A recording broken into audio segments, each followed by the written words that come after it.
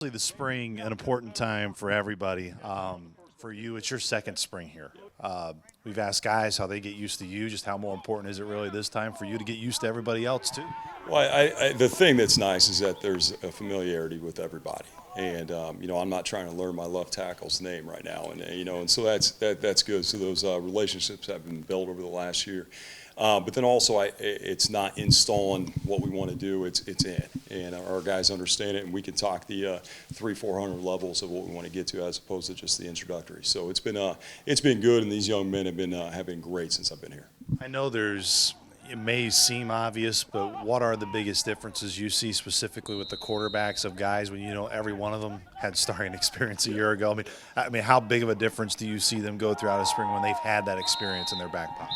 Well, I think the biggest thing is on a daily basis right now we're seeing confidence, and just a complete understanding of probably our system, what we want to get done, but then also just familiarity with how I coach and our interactions. So I mean, it's been really good with that. Those three guys, and then also with Dane, those four guys have been great. But we're a much more confident group than what we were last spring, and even into fall camp last year. So I think we've grown from game 11 to now, and we just got to keep on growing. This spring, you knew getting Adib back would be a big deal. Adib was going to be such a big piece for you guys last year, and unfortunately just got hurt. What's been his addition this spring? I know probably on a reps count, but even intermixing with a relatively young group up front. It's been great. Adib is such a great young man, and the thing that's awesome about him is that he's an older guy. Doesn't have an immense amount of experience. However, the way he can command that room, which is outstanding. But then also the energy and focus that he brings to practice is awesome. And our guys respond to that. He's a great example. And really, a lot of the veteran offensive linemen have been great examples for those younger guys. So having Adib around has been great. You mentioned that veteran presence up front. Of course, Jose be another piece of that. What are ways you challenge all those guys, even though now they have that experience, to really push it? Because we know in this league, a lot of the difference comes down to those guys in those spots. Well, it's going to come down to them. We got to have great play around them, but we're going to win games because of our offensive line. And with Keegan Trost, with Jose, with Adib, with Carter Heron, and then also we got like Mike Ross is banged up right now a little bit, but Griffin Comer, those guys. It's been good because now they have an understanding and they're getting stronger. They're getting better. They're getting more confident, and so we need them to continue that. And it's great going against our defense every day because we're significantly more stout inside on the defensive line than we were last season. And so for us to go against guys that are all conference caliber players, I mean, it really is an iron sharpens iron type situation. Talk about some of those skill guys. I know you're without Dinka this spring, but of course trying to find production that number 8 had a year ago. No doubt, I know is at the top of the list, but Harry showed towards the end of last year that he could really be a big, valuable piece for you guys. Where does he need to improve this spring in areas you're pushing him now that Dante's not here? Well, I think the biggest thing is, looking back to last season, the last probably 6 games of the season, Harry Van Dyne played at a very high level. And the thing that's been great so far about this spring ball is that he is the comfort, just him being comfortable out here and probably a little bit in his own skin. Coming out here, he has picked up right where he left off at, and that's what we needed him to be. And now you couple in with that Dakota Caton, a healthy Dakota Caton.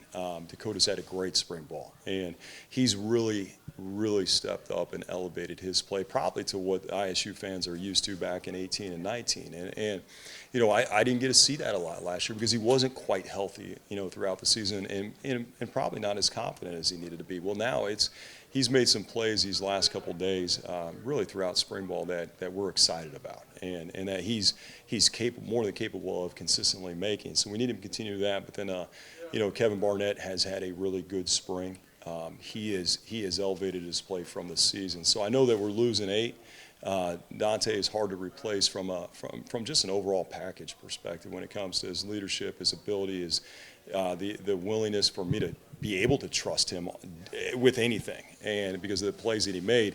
But I really feel good about where we're at right now at the top end of that receiver room. How big is the spring for the running back room? Knowing, I mean, everyone kind of knows what you have in Dinka, but with him being limited this spring and not seeing much action at all, that gives a lot of opportunities for many others. It absolutely does, and it's been good. T was out maybe the first practice or two, but he's back.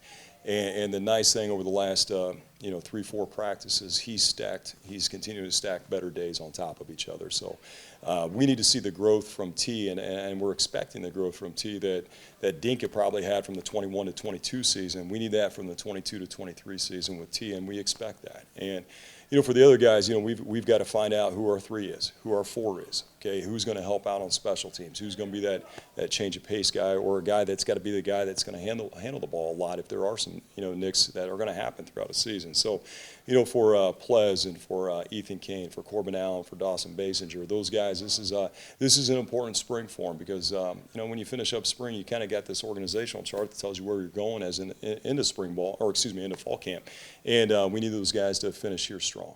Finally, you get your first really true scrimmage on Friday, and then of course you have the spring game at the end of it. What are really like the initial things you want to see most when you do have your first scrimmage come Friday? Well, I think the first thing that you want to see from a coaching perspective is you want to see competitiveness, and you want to see guys going out there and competing, not allowing the excitement of game day to supersede their preparation or their focus. So, I mean, that's probably the biggest thing.